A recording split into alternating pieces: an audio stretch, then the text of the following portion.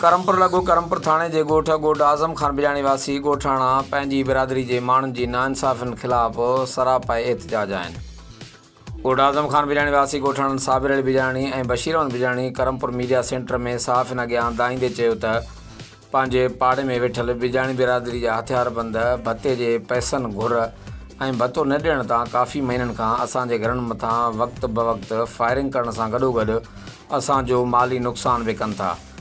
राति बि पंहिंजी बिरादरी जे हथियारबंदनि असांजे सारियुनि जे तयारु फ़सुल ते काह करे सारियालो फ़सुलु कटे असांजे घरनि ते अंधाधुंध फायरिंग कई, जेका हिकु वॾी नाइंसाफ़ी आहे।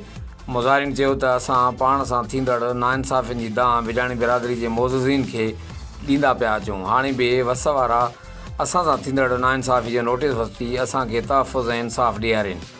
मुतासिर ॻोठाणनि जो वधीक छा चवणो हो, अचो त हुननि जी ज़बानी ॿुधूं था। अस्सलाम वालेकुम, मुंहिंजो नालो साबिर अली बिजाणी आहे। आउं गोठ आज़म खान बिजाणी रहवासी आहियां। तक़रीबन साल थी वियो आहे असां खां भत्तो घुरी रहिया आहिनि। पंहिंजे बिरादरी जा माण्हू ज़ात बिजाणी आहिनि, जी पाड़ेसरी आहिनि।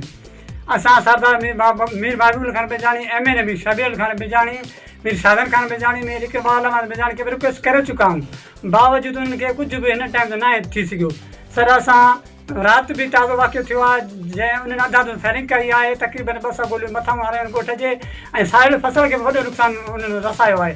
सर असांजी आई सिंध ऐं DIG लाड़काना SSP कश्मीर खे रिक्वेस्ट आहे, महिरबानी करे असां सां इंसाफ़ ॾियण खां ॾिवाई वञे।